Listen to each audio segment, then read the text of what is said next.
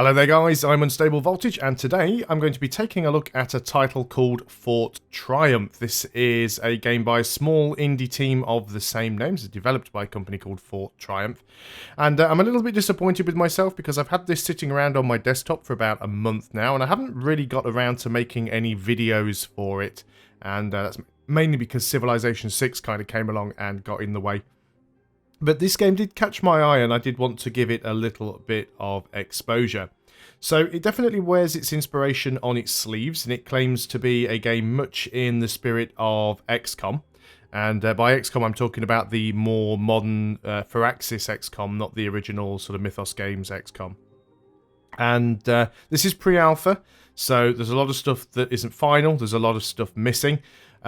You only have to play this game for about 30 seconds and it's quite obvious that it is very, very similar to XCOM in terms of its mechanics.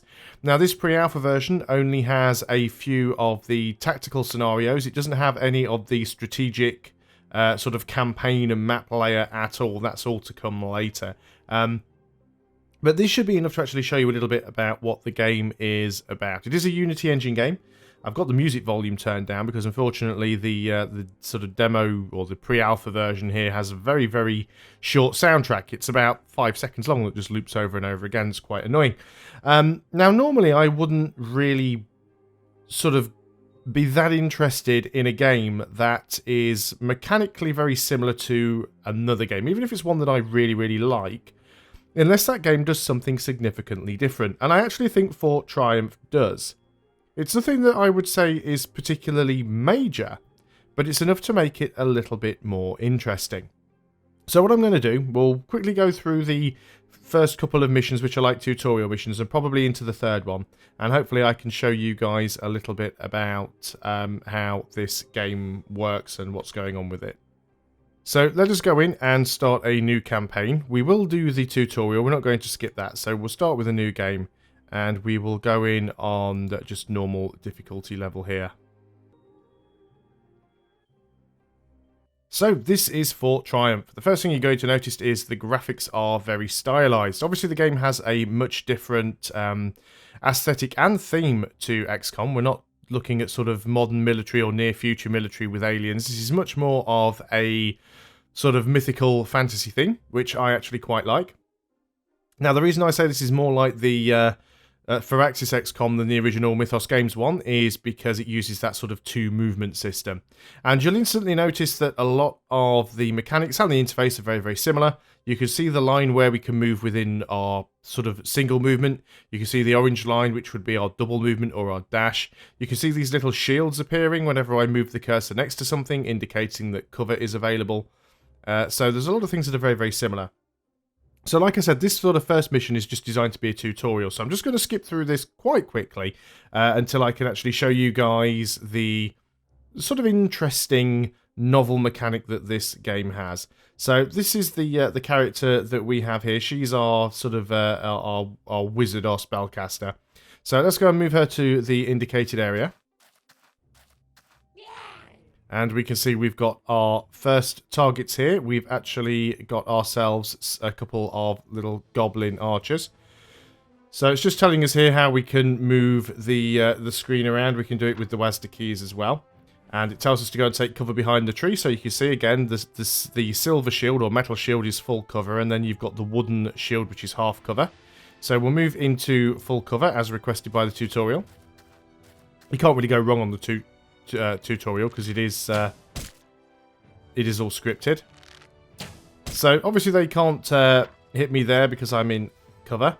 So this goblin doesn't have any cover, so we can attack it using our normal lightning strike, which is what we're going to do. And we can see we've got an 85% chance to do 4 to 6 damage. This one we've only got a 15% chance because he's in cover. So we'll go ahead and hit this one.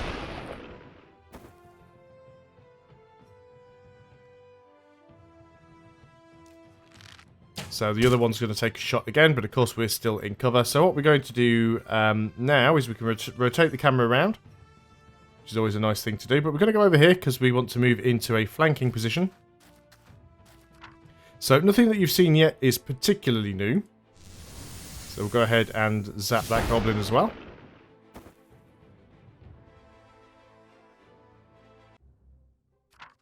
So now we're going to go and move over here behind this tree, and this is where we're going to start to see one of the first mechanical changes.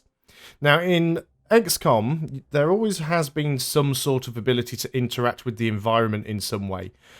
Be that exploding barrels or cars. If you've got enemies standing on a roof, you could explode part of the roof and they'll take falling damage.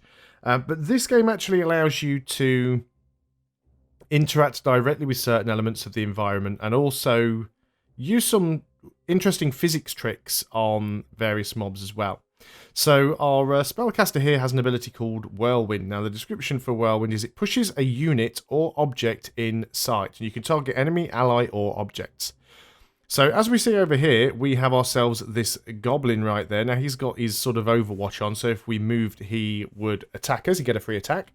But you can see he's also over here on this side of this gap. But we've got this thing here. This is an object. So if we go ahead and use our Whirlwind ability, and we're actually going to not click on the goblin, but we're going to click on this object here because we have a 100% chance to hit. So we use our Whirlwind ability on this object, and because it's a physics object, it actually falls over. And in doing so, it not only creates us a bridge, but it also kills the goblin. So let's go ahead and dash over there to get to the other side of the little river. We're behind the tree. And now we want to move over here, and we are going to interact with this cage, and we're going to get our second character, who he is more of a sort of a warrior or meat shield type. We can select him with tab. Let's go ahead and move the camera around so it's a little bit easier. So we want to go ahead and move this guy into designated position, which is behind this wooden crate over here. So this guy has a shield. And we also want to go and move our spellcaster into the position. It's a little bit tricky there with that cart in the way, but we'll go ahead and do that. And we're going to go ahead and end the turn here, leaving our warrior with some movement left. And we'll get a few more goblins that run out. And he's gone on to his Overwatch. It's even called Overwatch. So you can see a lot of the things are mechanically very, very similar. So what we're going to do now is we're going to go and select our warrior guy. And he has a couple of abilities. He's got a leap ability. Allows him to jump 3 tiles. He's got his normal sword attack. But he also has a kick ability. And this shoves or knocks down an object. And obviously it doesn't have a range on it like the Whirlwind does. So we have to be next to something to do it. But if we go ahead and kick this box here, you'll actually see that it actually knocks into the next crate, which then slides and kills the goblin. So quite an interesting little mechanic there. We're going to go ahead and put our mage onto Overwatch. So the goblin takes a move, gets zapped by the lightning because it triggers the Overwatch.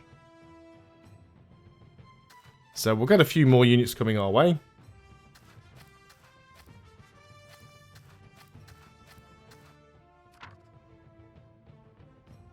So this goblin is sneaking around behind us. Now what we can do with this guy is we can go ahead and use our Whirlwind and actually use it directly on him as opposed to on any sort of object. So if we go ahead and... we can't actually do it from there because we are in the wrong spot. So we need to go ahead and move ourselves over to this tile. But then if we go ahead and use our Whirlwind, 100% chance it's going to work. And we can actually just knock him straight off the map into the water and he's instantly dead. So then we need to take our warrior, and we're going to go ahead and move him over to this tile to give a little bit of protection to our mage. And he has an ability called Brace, which basically reduces any damage he receives by 2. So we'll go ahead and pop that. So it's almost like he's creating some cover for himself. So we would have taken 4 damage there, but we actually only take 2 because of the Brace. So now we've got to kill the remaining goblins. We can go ahead and use our warrior to just straight up kill this guy. So we'll go ahead and use our sword attack on him. 100% chance that we are going to... oh, we actually hit this thing here, the cart. This is one of the issues that I do have with this sometimes, is that it's... sometimes you end up clicking on the wrong thing. It was my own stupidity, really. I should have rotated the camera around, but it does just prove that... you can sometimes get stuck in tricky situations here. Now, our mage doesn't actually have any cover right now. So we do need to sort of kill off a few more units. So how far can we get you around? Can't really put you in any cover, unfortunately. We could go ahead and zap this guy. which is probably what we'll do. We might take a shot from this archer if we're not careful, though. So, yeah, he's probably going to come up and... well, he's not an archer, it's a swordsman. Didn't quite kill us off. Now, one thing in this sort of pre-alpha version of the game, if any of your units die, then you don't get them back in between missions. So, much like XCom, it does have permadeath. But you can clearly see... That's very loud. You can clearly see that it is very, very similar to XCOM. But it's just that mechanic that allows you to interact with the environment that is something that I actually really find interesting about this. And I can't wait to see what more they do with it. So we'll just go ahead and have a look at this sort of second sort of mission we have here. So this time around we've got Leandra, our spellcaster. We've actually got Victor and Krieger. We've got 2 warriors. And we also have an archer as well. And the archer has a normal attack and also has a knockback arrow. Knockback arrows can be used to actually knock these columns and things over. So you do have to be careful as well what you take cover behind. Because there is definitely a potential for something being able to hit you if you're not careful. So let's go ahead and we'll move our archer over here behind this this cover. And we have a 65% or a 75%. We'll take the 75% chance to hit this guy. We actually hit him, but we didn't get the kill. So we'll go ahead and move forwards with our mage. Got a new ability over here now because we've leveled up, which is Create Bubble. It solidifies water to create a platform. Very, very useful for getting across a river. We can also blink, so all of our characters have some sort of ability to leap or teleport 3 tiles away. There's not really an awful lot that we can do on these guys apart from take a shot, so that's what we're going to go ahead and do. Didn't actually get where I wanted to. I should have moved closer to the cover. I'm 1 tile too far away there. But what we can do is we can move in with our warriors. So we can move in with you, and you can go and brace. And that will reduce any incoming damage. And we'll go ahead and move forwards with you. And you can brace as well. So we will get another opportunity on this mission to do some more physics-based stuff. So we took a hit there. We only took 1 damage. So if we go ahead and have a look here, there isn't really much that we can do with that. But what we could do is use our mage. We've actually got a fireball that we can do now as well, which is an area of effectability. We can't actually hit that because it is in the way. So let's just say we wanted to move some of our units out of the way here. So let's just go and move you guys. We'll move you over to there, in fact. And then let's take our mage and we're going to move you around to... Let's just move you right around here, see if this works. So if we use... Right, we can't actually use a whirlwind on this because it's a smaller object. It only really works on the larger objects, but that is fine. So what we'll just do is we'll use this guy and we'll just go and do a sword attack. Get rid of that archer right there. And then, of course, we've still got our own archer who will just sort of run forwards. Might be a little bit risky because we might run into something else. And our mage still has some movement left now. We'll go ahead and put her in some cover. So the thing that makes this interesting is that because you can actually use these objects as weapons, you really have to think about what you're going to use for cover. Because you could be hiding behind something and using it for cover, but you could be putting yourself in a difficult situation by doing that. Let's go ahead and take Krieger.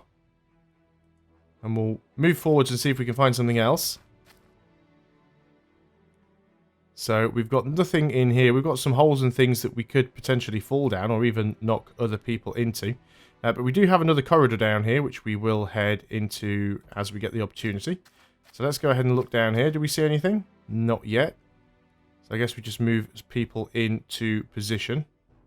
Try not to derp and click on the wrong tiles this time around. So we'll just go ahead and bring everybody forwards. I think we should be safe hiding behind there. And then finally we have our spellcaster, who doesn't really have anywhere particularly useful to go right now. So I guess just around here, round the corner, out of the way. Should be fine. So your health does regenerate between these missions. Again, once the game is finished and it has the full strategic layer, that'll probably be a much different mechanic. So let's go ahead and move forward with Krieger. Again, you can see some of these things you can't actually take cover behind, but they are physics objects. So let's just get him down here so we can have a look and see what there is in this area. And in fact, we can't actually see any enemies at all yet. So let's keep moving him forwards where we can. And still we don't have anything uncovered. So we move forwards with our archer. Ah, there we go. Now we've actually triggered something, I think. Can't actually see what or where it is, though. So let's keep everybody in cover.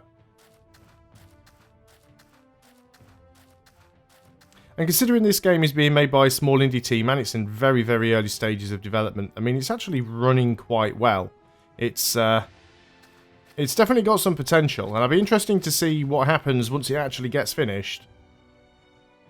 So we've got a couple of units moving in here to flank. There's a few that we can see. So this guy's actually hiding behind a block. Now what we could do is we could use our knockback arrow. No, won't actually let us use it on these smaller objects. These objects can be kicked, I believe. Haven't messed around with all of the different permutations. Let's go ahead and see if we can move Krieger in here. We do have an Overwatch on at the back, I think. No, he isn't. So can we kick that box? We can indeed. So we actually just knocked him off the stone there. He was just standing on top of it. He wasn't behind it. But that should give us a better chance to hit it with our archer. So let's go ahead and do that. We do 5 damage there quite nicely. Let's go ahead and move our mage into cover. And of course, we've got our fireball spell. Attacks an area causing damage to everything in it. So there isn't really a very wide area that we can use, but we can certainly use it anyway, just to demonstrate. So that's set everything on fire. And then we'll go ahead and put you at the front. I think that counted as a dash though, so I couldn't actually fortify. So we will take a hit, unfortunately. 5 damage. We'll probably take hits from a few more of these guys. We might even lose somebody here, but that is fine. I'll be wrapping this video up soon anyway. I just really wanted to sort of show you guys what it was all about. There we go. So we've lost one of our guys there, so we won't get him back if we move on to the next mission. Obviously, I'm rushing through what I'm doing here. I'm not really playing optimally. When have I ever? So we'll move over here. We will sword attack this guy. And amazingly, that is not enough to actually kill him off. We can go ahead and do a lightning strike. We could actually blow that over with our tornado if we wanted to. Let's go ahead and blow that over. And then that will fall and instantly kill that guy. So there's one less to worry about. And again, I think we've got the same thing going on over here. So we can go ahead and use our knockback arrow. And hit that column over there. And there we've got that thing killed off as well. And yeah, we take another hit there, unfortunately. But I mean, at least we can sort of shoot back and get him killed off. And the few... oh, that's the mission finished. I was just about to say, the few different maps that I've seen have all had slightly different aesthetics. They've certainly tried to add a little bit of variety. You can see there's only sort of 5 missions on the pre-alpha, but we're now in a village here as well. I'm not going to go and play through this mission. It becomes a little bit more difficult when you are down to just 3 guys, but what we should be able to do is go and have a look and see if I can show you where the enemies are, because there's a unique enemy type on this map. And it doesn't look like I can see them on this term. We'll definitely be able to see them if we run over here with our mage. It's because I want to show you some of the things that you've got the pleasure of seeing later on in the game. Of course, the game has decided that it's not going to let me see them anyway, so we'll move forwards again. At least I think it's on this map and not the next one.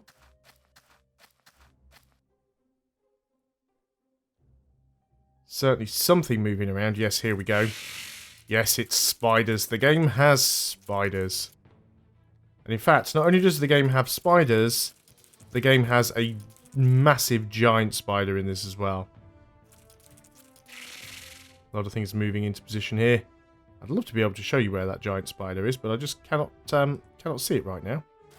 We can get into position just by running around. And I do like the artwork on the buildings and things. There we go. We do have a giant spider in there. So you can see there's quite some interesting enemies to have to be dealt with. It's got 24 health, which is quite nasty. But there are also other objects that you can interact with. So you've got things like this ballista that you can actually control and use that to shoot at things on your behalf. So a very XCOM-like game, but with the ability to interact with the environment in a more meaningful way than just blowing stuff up. And as I keep saying through this, pre-alpha, so it's very, very early on in development, but if you do like this style of games, this is definitely one worth keeping your eye on. I think it does have a lot of potential. It's probably quite some way off from being finished, and I'll be very interested to see what it is like when it has been finished. So this is Fort Triumph, ladies and gentlemen. I will put a link to the developer's website down in the description below the video, so if you want to go and check it out, you can click on there and have a look. So thanks for watching, guys. I'll see you on the next video, and until then, goodbye for now.